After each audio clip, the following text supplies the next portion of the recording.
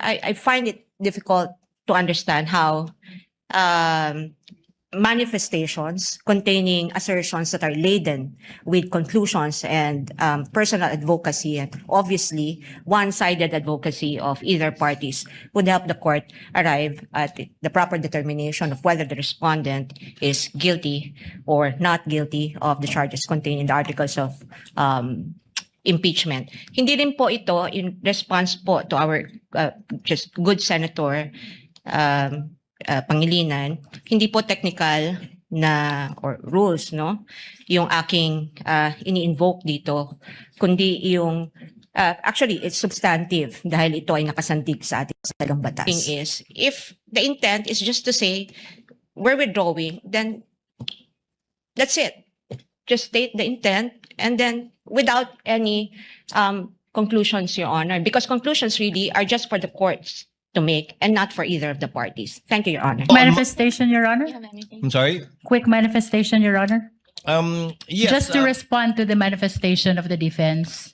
Yes, the Honorable Luistro. Nice ko lamang pong ipaalala sa ating mga kababayan, this is a constitutional process. This is of paramount of importance.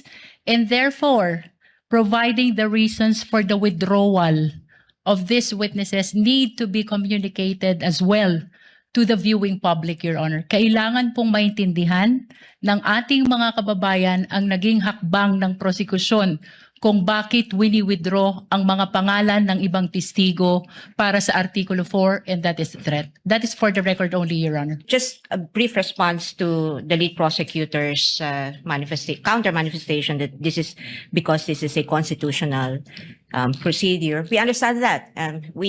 When we came here, mulat ang aming mga mata na pumunta rito at alam namin na ito ay isang constitutional mekanismo. Kaya nga, yung sinasabi ko kanina at ang aking kahilingan lamang ay nakasandig doon sa prinsipyo na yun, na dahil ito ay isang constitutional mechanism, kailangan siguraduhin natin na balanse at patas yung lahat ng magaganap. At hindi ko I find it difficult to understand how manifestations containing assertions that are laden with conclusions and personal advocacy, and obviously one-sided advocacy of either parties, would help the court arrive at the proper determination of whether the respondent is guilty or not guilty of the charges contained in the articles of impeachment. The intention of the prosecution is never to abuse the time of the impeachment court. It is never to influence the senator judges. Neither is it to influence the viewing public. The explanation was a statement of the position of the prosecution. And of course, it is anticipated that the same is adverse to the other party because it is apparent that we are in the prosecution side while the opposing counsel is on the defense side. The point essentially that I'm trying to make is that we're not asking the court for any advantage. What we're merely asking is fairness. That's all, Your Honor. Thank you. The Honorable Luistro, as I understand, she intended earlier to make a manifestation with respect to their intended witnesses on Monday. Kindly already exclude Monday, Honorable Luistro. Yes, Your Honor. First of all, we would like to acknowledge the positive response of the Honorable Impeachment Court to our previous manifestation. Accordingly, we would like to reiterate that the prosecution will no longer be presenting Attorney Zuleika Lopez as well as Captain Belinda Bello. Reiterating, however, the same concern on redundancy, surplusage, and lack of necessity, the prosecution further manifests that we will not be presenting as well the following witnesses for Article 4, that is threat. Number 1, Your Honor, is the Philippine National Police Firearms and Explosives Office representative. The witness intended to testify that the respondent owns firearms, including the high-powered ones, which demonstrate the capacity and capability to execute the threat. On the other hand, Your Honor, it has been shown already that the government took seriously the threat. As a matter of fact, it prompted the full-scale investigation including the recommendation to file a criminal complaint. Number 2, Your Honor, is Mikel Flores and Bons Magsambol. They belong to the press who were present during the November 23 video conference. They will be testifying that they were among the reporters or media persons who were present during the video conferencing, and to the fact that they heard the respondent utter the threat against the President, the First Lady, and the former Speaker. On the other hand, Your Honor, the testimony of Agent Calilong already established that the video is authentic, plus, considering, Your Honor, the defense's subsequent admission that the same are authentic videos, Your Honor. Number 3, Your Honor, is Sheriff Abe Andres, the witness intended to testify on the 2011 incident pertaining to the violence allegedly committed by the respondent on the sheriff. On the other hand, Your Honor, during the past proceedings, it has been acknowledged by both parties, particularly it was acknowledged already that the occurrence of this incident of 2011, so we deem it unnecessary as well to present this particular witness.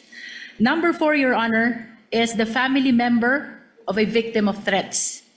The witness intended to testify on the effect, the gravity, and the seriousness of the threat allegedly committed by the respondent.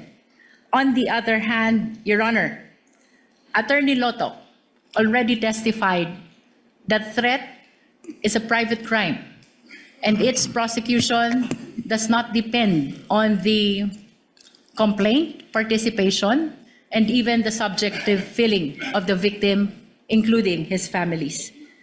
Finally, Your Honor, the psychiatrist, the witness intended to testify on the respondent's state of mind, the nature of the violence in the statement made, as well as the capacity and capability to actually execute the threat. On the other hand, Your Honor, both parties have sufficiently established already the circumstances surrounding the statements made by the respondent in the authenticated video. The same is true with respect to the respondent's own subsequent confirmation of those statements, as well as the testimonies already presented. Your Honor, considering that these 5 witnesses are included in our pre-trial order, Your Honor, we respectfully withdraw their names among the prosecution's witnesses for Article 4 threat. This withdrawal, Your Honor, renders Attorney Melvin Matibag, the NBI Director, as our last witness for threat, who will be testifying this coming Monday. Tuesday, Your Honor. Likewise, Your Honor, the prosecution acknowledges the 5-day notice rule. However,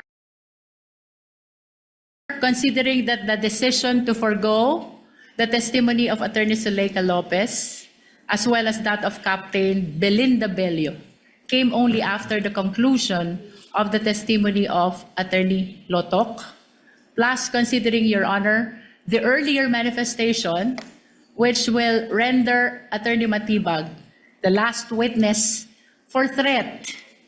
We would like to beg the kind indulgence of the Honorable Impeachment Court to note our next witnesses. This will be in support of Article 1, Confidential Fund. And if we will be presenting Attorney Melvin Matibag on Tuesday, then this means that the first witness for Confidential Fund will be presented on July 22, that is Wednesday. Yes. Nevertheless, Your Honor, we are requesting that we be allowed to request for the issuance of subpoena for our first 3 witnesses for Confidential Fund. That includes Marivic Pareja of the Legislative Archives, Museum Management Service of the House of Representatives, and also, Your Honor, 2 land bank employees, including Violeta Constantino, former branch manager of Land Bank Show Boulevard Branch, and Ninita Camposano, former branch manager, Land Bank, DepEd Branch. To clarify, Honorable Luistro, this is for the issuance of subpoena ad testificandum only? Your Honor, the request is for the issuance of both subpoena ad testificandum and subpoena duces tecum. Kindly submit in writing the motion in order to be able to specify the documents you want to be the subject matter of the subpoena duces tecum. We will await it within the afternoon, even after adjournment, so that we can sign the subpoena by today or tomorrow at the latest.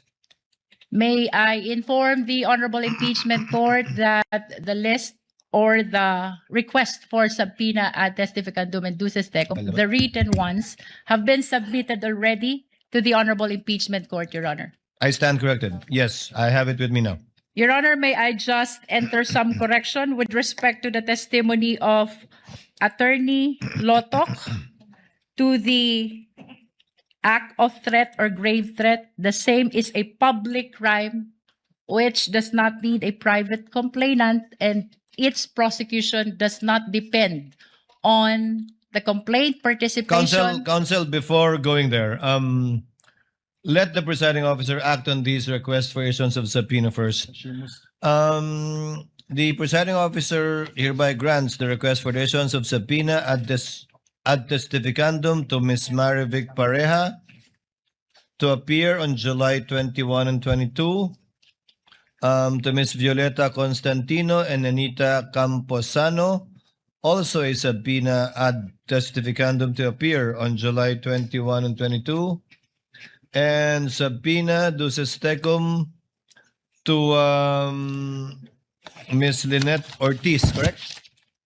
Of the Land Bank of the Philippines, to appear on July 21 and 22. The aforestated requests for subpoena are hereby granted. Clerk of Court is directed to prepare the corresponding subpoena ad testificandum duces tecum as the case may be, and for the Sergeant at Arms to be instructed to serve the aforestated subpoenas. As you were saying, Honorable Luistro. May I just manifest, Your Honor, that with respect to the testimony of Attorney Lotok to threat, the same is a public crime, and therefore its prosecution does not depend on the complaint, participation, and even the subjective feeling of the victim, including that of his family. What is this about? I think, if I remember correctly, Representative Luistro, the presiding officer stated that also yesterday, that there are only certain private crimes that require the complaint of the victim. And these mostly are private and sexual crimes, such as concubinage, adultery, seduction, abduction, rape, and acts of lasciviousness. We These are the understand, only Your Honor. private crimes that require the signature or complaint of the private complainant. We understand that, Your Honor, and we in fact submit to the position of the Honorable Impeachment Court, except that this representation misstated the supposed public crime into a private crime, Your Honor. Noted. Your Honor. Before recognizing the counsel for respondent, Senator Judge Aquino is Just a recognized. point of order, Mr. Presiding Officer. With the presentation of the articles and the witnesses, we're tackling all of the articles from the prosecution and then all of the articles from the defense, or initially maybe I was mistaken. I thought we would tackle the per article prosecution then defense, prosecution then defense. Is it all articles then all articles, Mr. Presiding Officer? Not a point of order, but perhaps a clarification. Yes. But the answer is yes. We will first finish the presentation of the prosecution for all articles before listening and allowing the respondent to present their evidence in chief for all the articles as well. Thereafter, we shall decide by article after the formal offer of evidence by both parties shall have been made and the final arguments shall have been made of record as well. All right. Salamat, Mr. Presiding Officer. Counsel for the respondent is recognized. What is your pleasure, ma'am? Good afternoon, Your Honors. Good afternoon, ma'am. I just have a few, before I express some statement with respect to the discourse that we just heard from the lead prosecutor, may I just clarify, because I don't know if I'm mistaken, but she did mention that they are now withdrawing 5 witnesses under Article 4, namely the Philippine National Police Firearms and Explosives Office Representative, Mr. Flores, Mr. Magsambol, the sheriff, and the psychiatrist. And one more, the relative of the family of Okay. a victim. That would make it 6. Then that's clarified, Your Honor, because I also heard the lead prosecutor say that Attorney Melvin Matibag will be their final witness for Article 4, and I had neglected to consider the family member listed as one of the reserve witnesses. Thank you for the clarification, Your Honor. But on another matter, this is not an objection, just a statement or a manifestation with the kind indulgence of this honorable Counsel court may proceed. and the senators, judges. Yesterday, at the conclusion of the hearing, we've heard a manifestation from the good lady, Attorney Kapunan, with some suggestion on how to speedily proceed with the rest of the presentation of the prosecution for Article 4. And I think towards the end of her speech, which was quite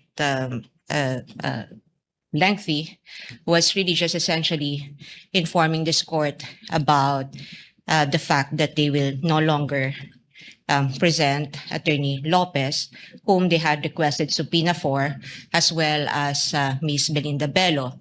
But my point is, I'm not objecting to the good counsel's manifestation or even the manner by which she delivered it yesterday or the lead prosecutor's manifestations today. Only that my concern is those manifestations are almost always accompanied with lengthy discourse containing conclusions of law and facts that in reality only this impeachment court can really determine. Now, why is this a concern for the defense? Because this affects the fairness and balance of this impeachment court and the way it would perceive whatever manifestations or expressions of sentiments or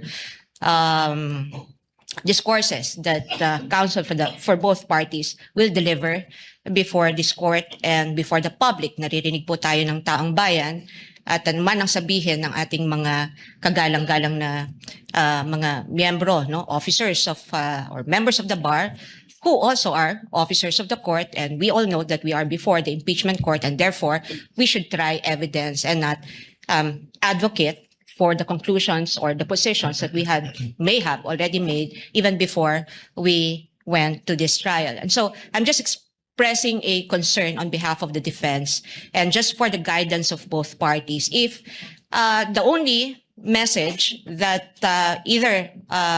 and this goes for both parties, if the only intent really is just to withdraw witnesses, then perhaps it would better serve the purpose of aiding the speedy disposition of this case if that fact alone will, be the only thing that will be mentioned without factual assertions or conclusions of facts or even interpretations of the law. I think that would be more fair for everyone and for the guidance of the public and this court. That's all, Your Honor. Thank you for your indulgence. May I comment, Your Honor? No need, counsel.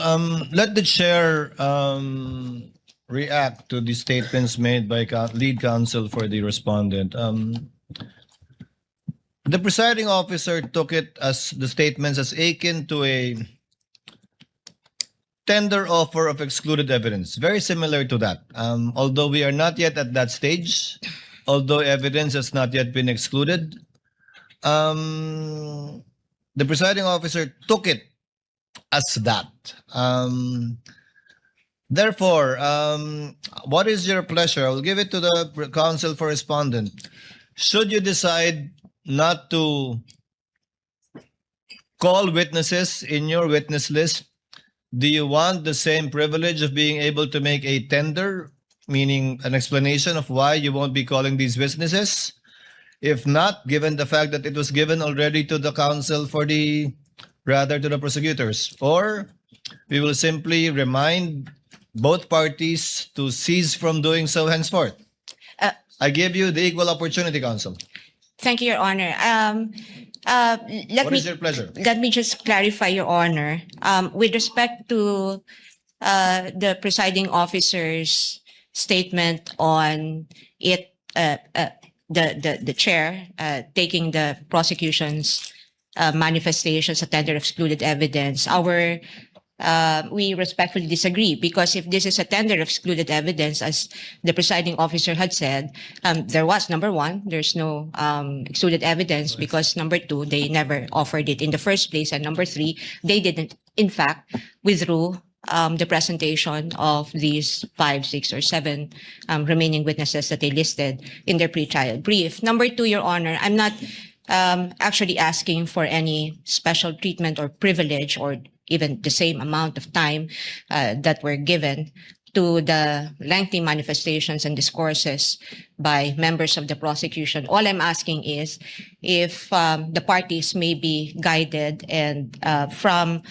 making conclusions of law that in fact really just advocate the position, because I think we all agree that at no point during this trial that the prosecution and defense will probably say, you know, I agree with you on this point of evidence or on this point of law. I think mahalaga nating maintindihan yun, because the prosecution clearly has taken side, defense taken side, and we are advocating for totally divergent views and opinions. All I'm asking, Your Honor, is that if the intent truly is to aid this court in speedy disposition of this case in a fair and balanced manner, just so also with the considering that we are being watched by the people, no? Yung ating mga mamamayan na sa tingin ko gusto rin nilang matuto mula dito sa paglilitis na ito, sapagkat sila interesado rin sa kung paano ba pinapagana ang batas sa bayang ito at kung paano pinatutupad yung mga karapatan, no, ng mga tao, at kung paano binibigyan ng pantay na halaga yung prosecution at depensa. All I'm asking is, if the intent is just to say we're withdrawing, then that's it. Just state the intent, and then without any conclusions, Your Honor, because conclusions really are just for the courts to make and not for either of the parties. Thank you, Your Honor. So noted, as the court said, it is akin to and not exactly a tender offer. Therefore, the court will now remind both parties to kindly limit any such manifestations on the withdrawal or change or on the withdrawal of their witnesses, to kindly limit it to the withdrawal of such witnesses, and it applies to both sides, Thank you, both the Your Honor. prosecution and the respondent side, should that time come on the part of the respondent. So ordered. Any other matters to be taken up? Thank you, Your Honor. None from the defense, Your Honor. So, Quick manifestation, Your Honor. I'm sorry. Quick manifestation, Your Honor. Yes. Just to respond to the manifestation of the defense. Yes, the Honorable Luistro. Nice ko lamang pong ipaalala sa ating mga kababayan, this is a constitutional process. This is of paramount of importance, and therefore, providing the reasons for the withdrawal of these witnesses need to be communicated as well to the viewing public, Your Honor. Kailangan pong maintindihan ng ating mga kababayan ang naging hakbang ng prosekusyon kung bakit wini-withdraw ang mga pangalan ng ibang testigo para sa Artikulo 4, and that is threat. That is for the record only, Your Honor. Noted. Court already made a ruling. Senator Judge Cayetano. Mr. Senate President, Mr. Presiding Officer, I agree with you both, and there's a solution to that. Let me start by I agree with the defense. Actually, I was going to stand up yesterday, but with all due respect to a good lawyer, Attorney Kapunan, and to the fact that my seatmate, Senator Miggs, was very proud of her, saying that she's his ninang, I did not stand up anymore. The problem with explaining why you're withdrawing is actually you are feeding to the court something they did not testify to, and then something the defense cannot object to. So, and if it is a proffer or a tender, it is clear to everyone, in-exclude yun. Kaya ko nga lang nilalagay. But tama naman si presiding officer, it's akin, it's not the same. But dun kasi sa tender, nag-ruling eh. So it's very clear to us it's unacceptable, di ba? So after the very eloquent manifestation of Attorney Kapunan yesterday, if I was a layman, I would think what you said, whether it was the agent John Mark, whether it was the second witness sa NBI, was true. Kasi parang may summation. The same thing with you, the very able lead prosecutor and chairperson of the House Committee on Justice, di ba? Having said that, I agree with you, this is an impeachment court. People have to know why. But I think we've been very lenient. No one except the spokesperson has spoken about the sub judice rule. So you can actually explain it in the press con afterwards, if I may, no? Because nga, I was also observing yesterday and I was saying, kung ako yung defense, dadagdagan ko na yung witness ngayon at every time i-withdraw, may chance akong i-explain bakit we withdraw, then reinforce kung ano yung sinabi nung before. So I understand you completely, ma'am.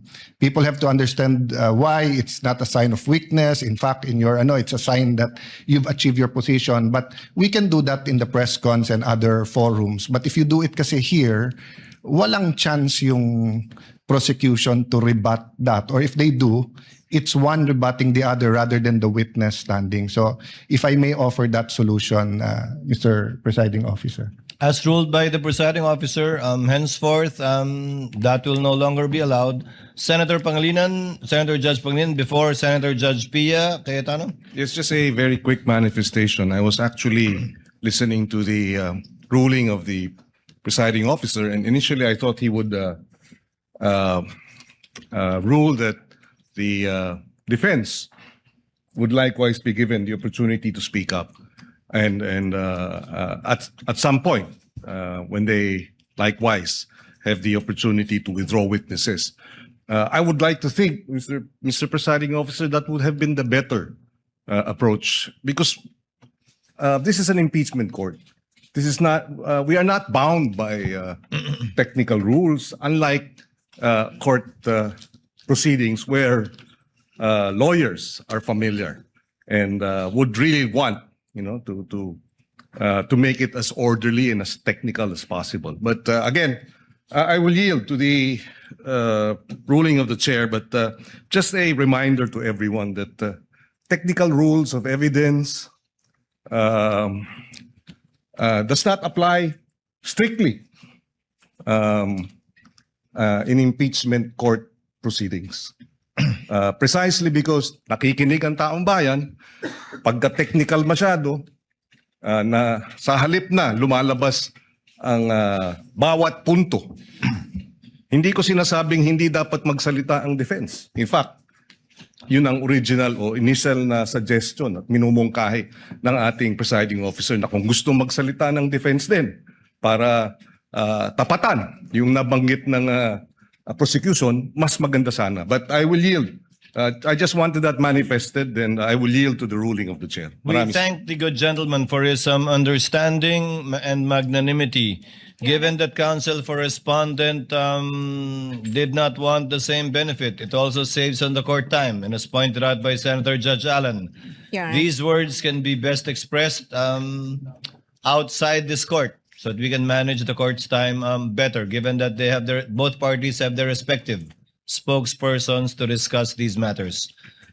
Counsel for respondent, you Yes, wanted sir. to be recognized? Yes, Your Honor. Yes, ma'am. May I just very briefly, so that I won't take any more time of precious time of the court and our everyone who's here. With just a brief response to the lead prosecutor's counter manifestation that this is because this is a constitutional procedure. We understand that. When we came here, mulat ang aming mga mata na pumunta rito at alam namin na ito ay isang constitutional mekanismo. Kaya nga, yung sinasabi ko kanina at ang aking kahilingan lamang ay nakasandig doon sa prinsipyo na yon na dahil ito ay isang constitutional mechanism, kailangan siguraduhin natin na balanse at patas yung lahat ng magaganap. At hindi ko, I find it difficult to understand how manifestations containing assertions that are laden with conclusions and personal advocacy and obviously one-sided advocacy of either parties would help the court arrive at the proper determination of whether the respondent is guilty or not guilty of the charges contained in the articles of impeachment. Hindi rin po ito in response po to our just good senator Pangilinan, hindi po technical na or rules, no? Yung aking ini-invoke dito, kundi yung actually it's substantive dahil ito ay nakasandig sa ating saligang batas. Salamat po. Noted. Senator Judge Pia Cayetano is recognized. What is your pleasure, ma'am? I would just like to support the ruling of the presiding officer, cautioning the both prosecution and defense. I too noticed the esteemed Attorney Lorna Copunan's lengthy explanation on the withdrawal of the witnesses. But because she is Lorna Copunan, nakikinig ako in the same way na even if I don't know some of your names, makikinig ako sa inyo.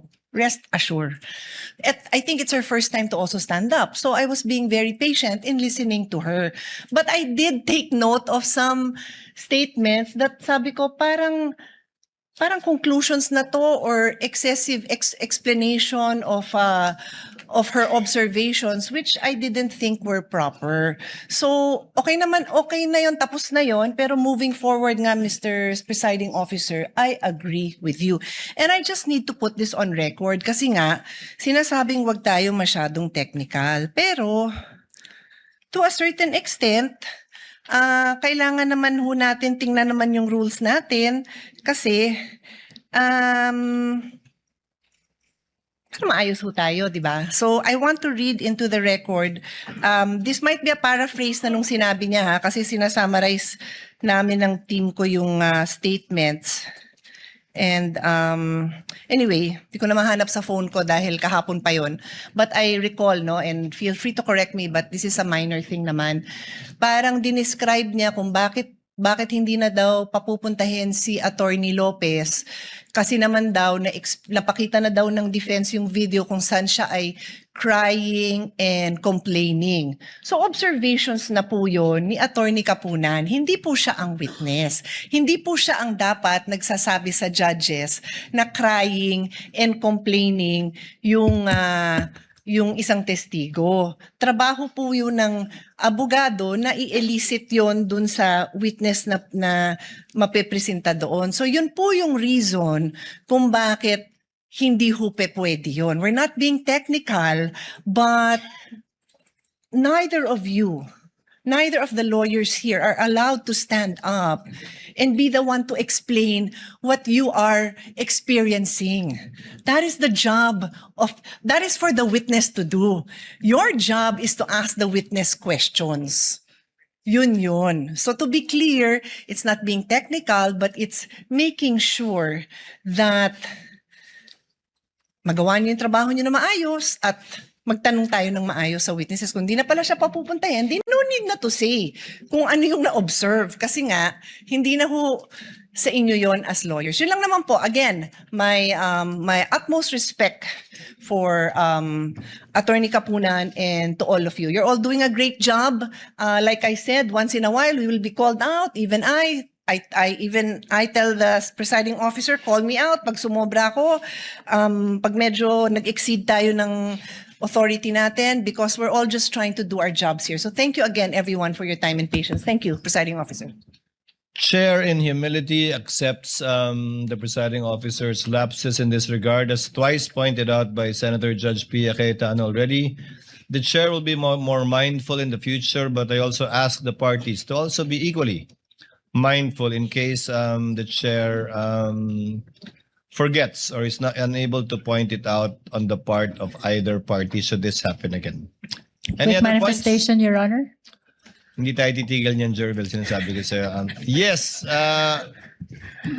I just want to one put last on record, Your manifestation Honor. from the Honorable Luistro without prejudice to another manifestation from Counsel for Respondent. Thank you. I just want to manifest, Your Honor, that the Honorable Impeachment Court has been very much fair in as far as this issue is concerned. As a matter of fact, the presiding officer even asked the lead defense counsel if she would like to avail of the same opportunity to explain the reason for the withdrawal in the event the defense would be withdrawing likewise their witnesses. Also, Your Honor, may I just add, and with all due respect to Honorable Senator Pia Cayetano, the intention of the prosecution is never to abuse the time of the impeachment court. It is never to influence the senator judges, neither is it to influence the viewing public. The explanation was a statement of the position of the prosecution, and of course it is anticipated that the same is adverse to the other party because it is apparent that we are in the prosecution side while the opposing counsel is on the defense side. But nonetheless, let me reiterate and put on record, Your Honor, the purpose is not to influence the senator judges, neither is it to influence the viewing public. It is only a statement of position of the prosecution for withdrawing the names of the prosecution's witnesses, Your Honor. Noted, and the ruling of the court stands on the matter. Just a Counsel for Respondent. brief counter manifestation, Your Honor. I thank the lead prosecutor for mentioning that the same courtesy was earlier offered to the defense with respect to providing lengthy discourses or manifestations before this court. But I think the point essentially that I'm trying to make is that we're not asking the court for any advantage. What we're merely asking is fairness. That's all, Your Honor. Thank you. Same answer, noted, and the court stands by its ruling. Any other matters to be taken up from the senator judges?